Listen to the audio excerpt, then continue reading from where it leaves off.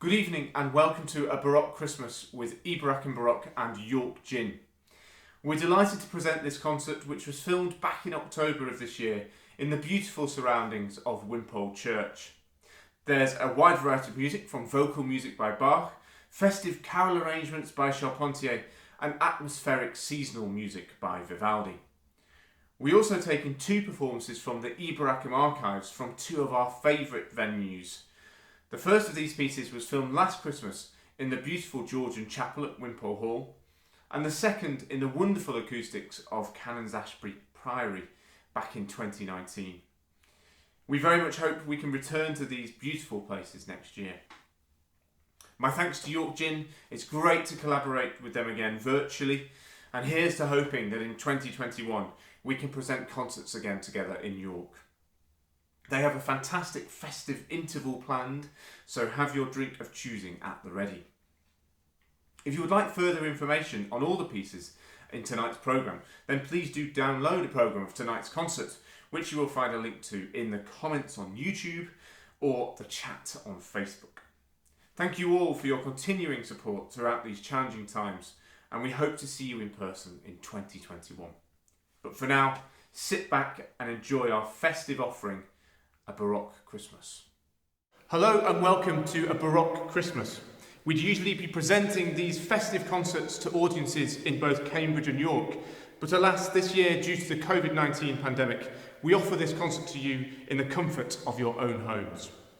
This has certainly been a new experience for us all, filming a concert in this way, but we hope that you'll feel very much part of the proceedings as we take you through our Baroque Christmas programme, with a variety of vocal and instrumental pieces to enjoy. At the end of this concert, we'd be extremely grateful for any support you are able to give. The money that you donate goes directly to supporting the young freelance musicians performing here tonight.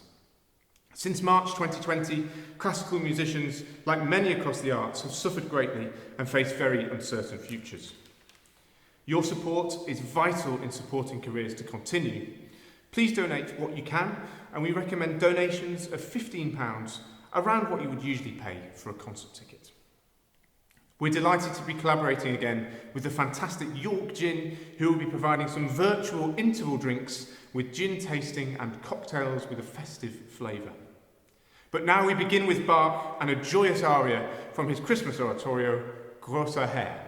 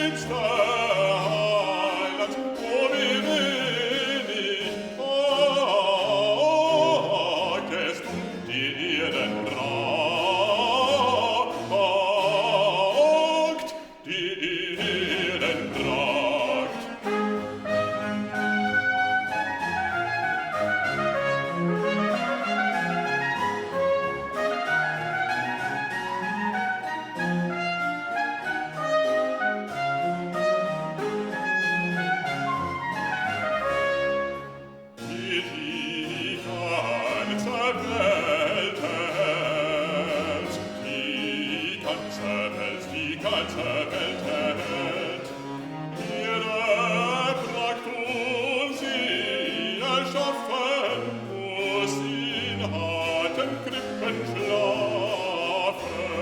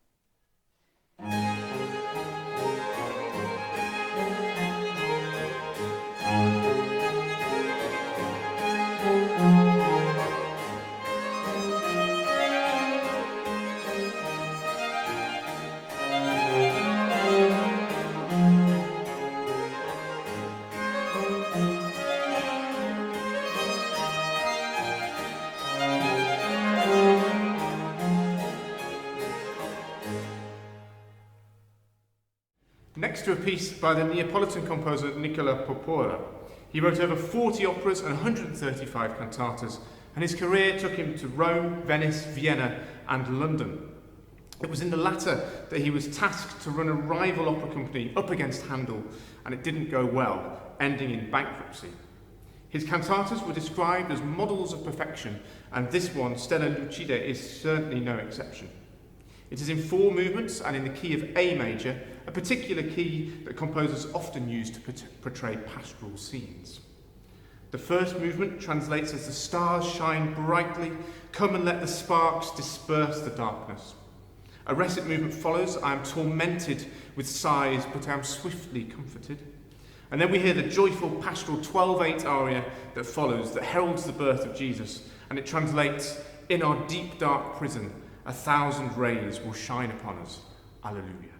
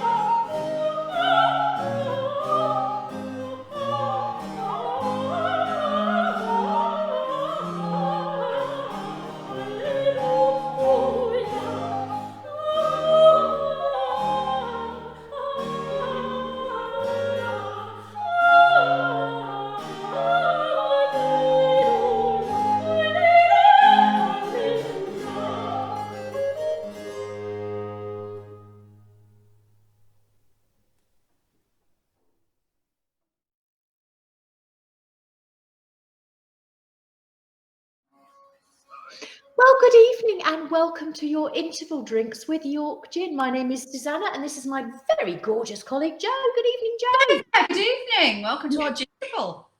Ginterval, loved what we did there. Now, we are so grateful that you've joined us, but we're really sad that we're not in the Mansion House, I think, which is where we would normally be, and we'd be there in person serving the odd gin and tonic, but we're still online. Who can believe it? Oh, better here than nowhere. Absolutely, much better here than nowhere. Now, of course, our shop is still open in the beautiful city of York. There it is. So Tom at Herber's house there. Look, it's absolutely gorgeous. We've got many, many, many beautiful things, and the girls in there are all be delighted to see you and to welcome you to Christmas with York Gin. Right then. All the gin we make is inspired by the history here in York, and we've just made a new one. It's an absolute corker. This is our chocolate and orange gin, and it's a little homage to the Terry's chocolate orange. There it is. Look at it. Doesn't it look gorgeous? It's beautifully made. It is handcrafted. It is not a novelty gin. There's no sugar in there, but what there is some alcohol soaked with cocoa nibs. Cocoa nibs and alcohol. What a joy. And then in the botanicals basket, we've got some whole oranges, fresh oranges, which we cut in half and put in our basket. So what's the smell like in that distillery, Susanna? Oh my Lord. In fact, I'm just going to pour a little bit now. It just smells like Christmas in there at the moment. The air is full of orange and chocolate. It's just gorgeous. Oh my, that is literally. It really is. What would you call that? Christmas in a glass, did you say? I would call that Christmas in a glass for sure. Now, we're going to make a couple of little cocktails for you, and we're also going to do a little bit of Christmas trivia for you, for you to enjoy tonight. Yeah, cheers. But in a moment. So shush, Frau Susanna. Oh. Schweigt stiller, plaudert nicht, which means literally, stay still and stop chattering. That's the official title of the music you heard when we were playing in just now, which is Bach's comedy concerto, all about coffee. Its nickname is the coffee cantata. So he absolutely loved his coffee. Apparently, was regularly found in this fancy coffee shop called Zimmermann's in his hometown of Leipzig. So we are going to make a Martini, especially for Johann Sebastian Bach, which is a York gin, chocolate and orange espresso martini. So that's a finished product there, as you can see. I have got my glass fresh out of the fridge, so it's going to be all chilled and fabulous. I'm going to take a double shot of my York gin. Yum, yum, yum. I'll tell you, we only ever use the large side of our pourer, so don't know what the other one's even for. Yeah. So there's a double shot of that going in on top of very large ice cubes. The bigger the better, because then they won't melt into your drink. And I'm then going to add in some Cointreau, little shot of Cointreau, and finish that up with some Baileys. Now you could use Kahlua, you could use Tia Maria, or a chocolate liqueur, absolutely anything. You'll drink your way, but as long as you've got some York gin, chocolate and orange in there to start with. Now I'm just going to mix this up over my ice cubes and pour that. Strain that over the strain there. Oh my Lord, that looks sorry. And now I'm going to pop on some very naughty, some 80% Godiva chocolate onto the top. I wonder if I got to eat the rest of it. Oh, that would be terrible. Yes. You, Johann Sebastian, and your lady in the cantata, who is actually prepared to give up being married as long as she gets 3 coffees a day. And 3 gins, clearly. Oh, clearly. That goes that. Goes that way. Yes, Susanna. That looks amazing, Jo. Well, I thought I'd stick with something a little bit more. Is it yellow? I'm going to stick with something a little bit more traditional, but with a little bit of a twist. And I'm going to make you a chocolate and orange snowball using our beautiful York gin and some avocat. So first of all, I've got my York gin tumbler here. These are our new tumblers. And look what I've done there. I've been a bit fancy. I've put some Cadbury's chocolate flake around the outside there. And I've got my ice cubes already in there. So it's beautiful and cold. In my cocktail shaker, I've already got some ice. I'm going to put, of course, it's going to be a double shot. Now, the recipe sometimes says a single shot, but we don't pay any heed to that. We'll put a double shot in there. Oh, look at that. Glug, glug. It's doing that sort of glug, glug noise. I love that.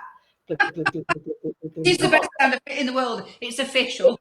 It is official. It is official. So there we go. My chocolate and orange gin. Now I'm going to use my avocat. And actually, you know what? It says to use slightly more avocat than gin, but I'm going to actually just mix it up a bit and go equal measures. So I'm going to also do a large shot of advocaat in there as well. There we go, in there. Now I'm just going to give that a little bit of a shake up. Oh, here we go, lid on. Da-da-da-da.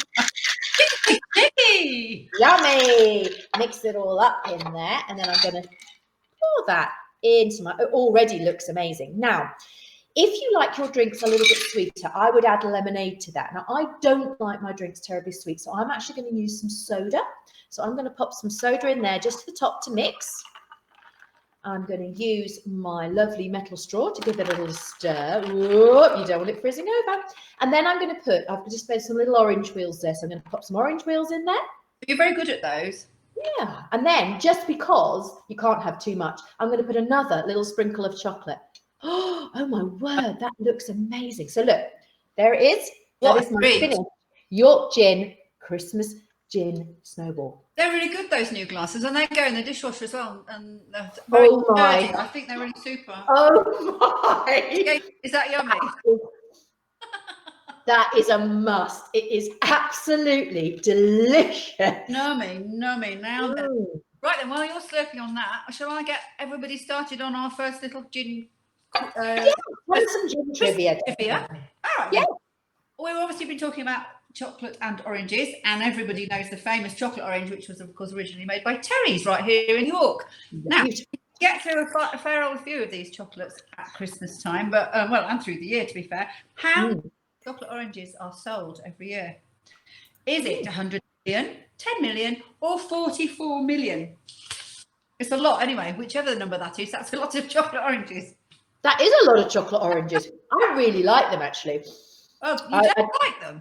I do like them. Oh, you do like them? I also like them because they do them in lots of different types now, don't they? They do them in like a bar and all sorts of stuff, and little like mini eggs as well. Yeah, I prefer the original. I like the whole ritual of tapping it. And there's something terribly decadent. Yeah, I know. Right. I like it. No Christmas quiz would be complete without a reference to a Christmas jumper. Jo, how many Christmas jumpers do you have? Many. Yeah. Many. I'm a hoarder and a new one every year, so quite a lot. I'm quite old. Well, I would like to know, as part of my Christmas trivia, what percentage of Brits own a Christmas jumper? And here we've got a gorgeous picture of the very lovely Colin Firth.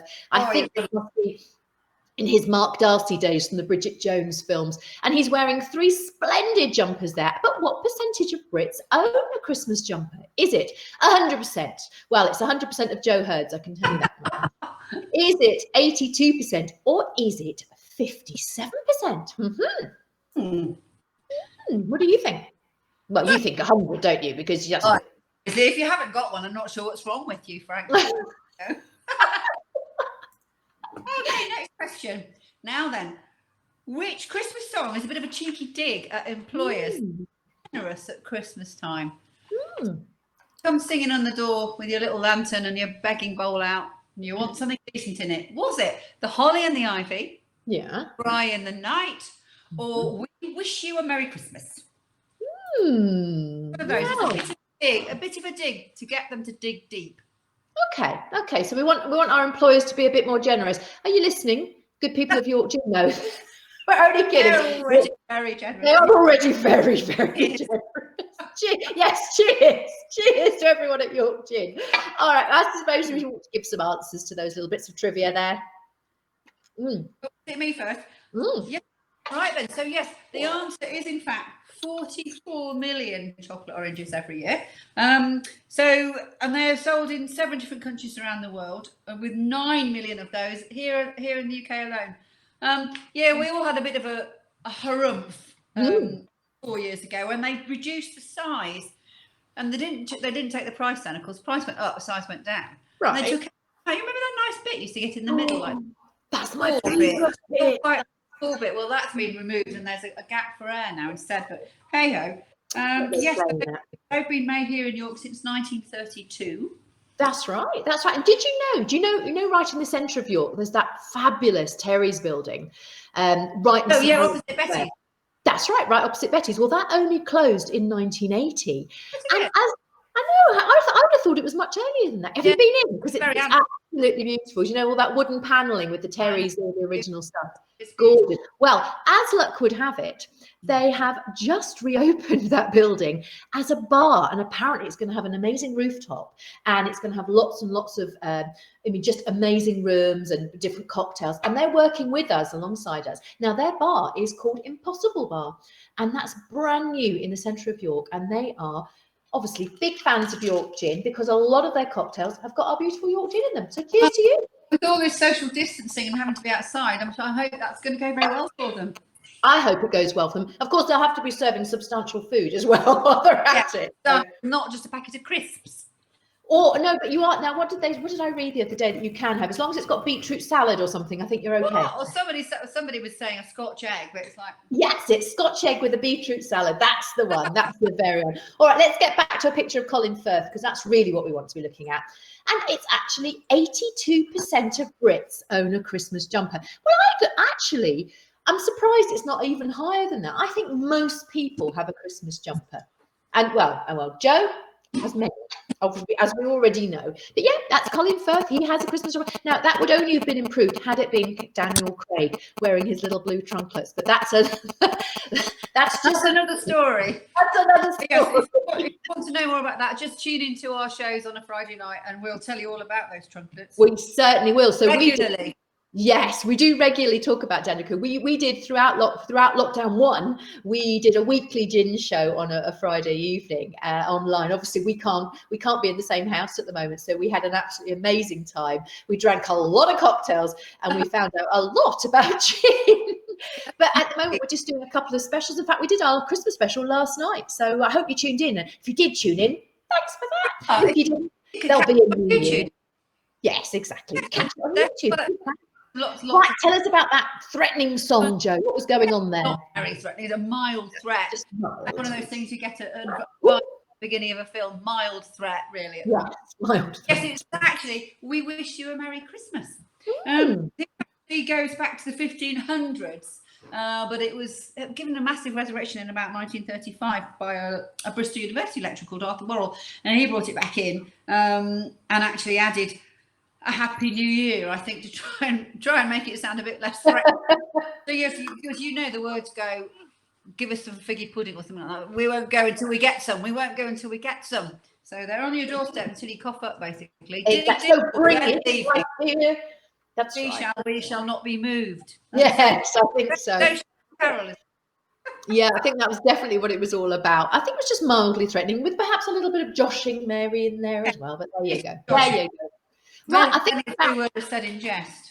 Exactly. I think it's about time we let you get back to your beautiful concert. So thank you very much for joining Joe and I during your ginterval, as we now call it. And now, if you fancy a bit of York gin yourself, you can go online at www.yorkgin.com. And if you enter the code Baroque, that will give you 10% off. And if you spend over £30, and why wouldn't you, we'll also post it anywhere in the UK. Free postage if you spend over £30.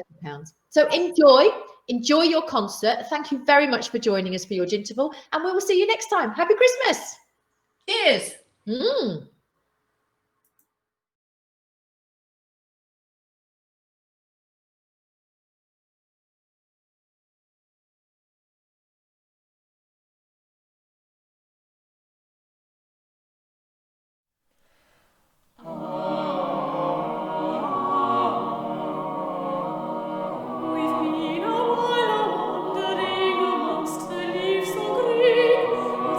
We come sailing so plainly.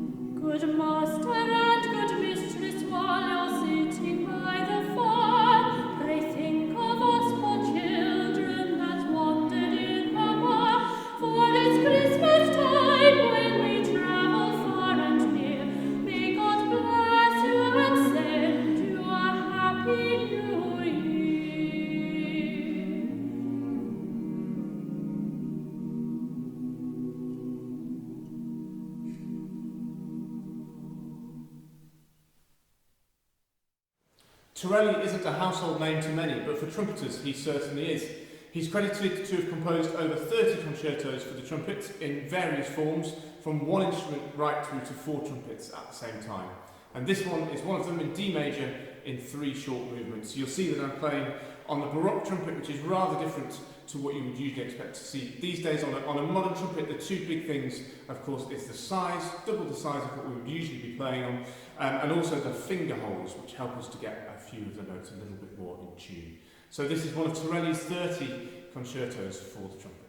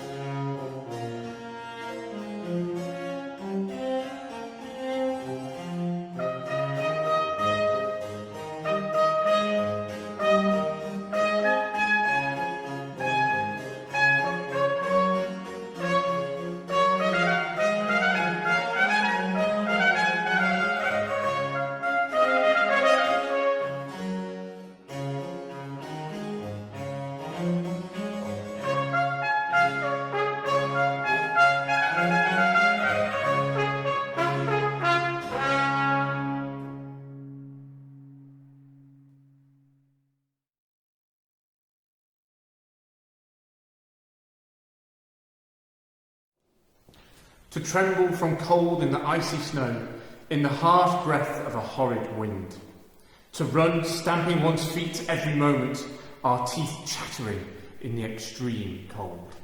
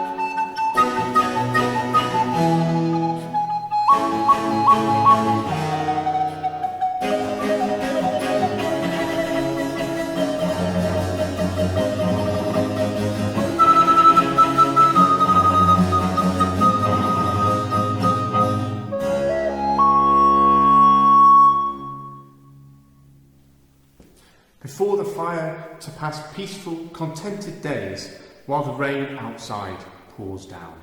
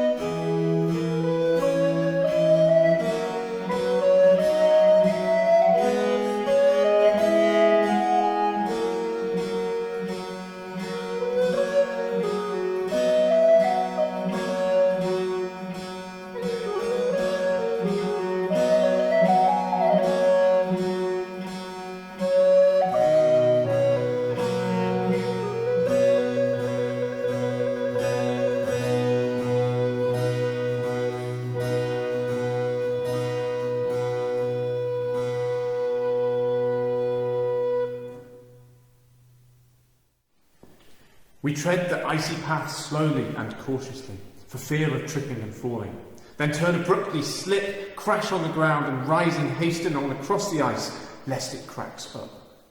We feel the chill north winds course through the home, despite the locked and bolted doors. This is winter, which nonetheless brings its own delights.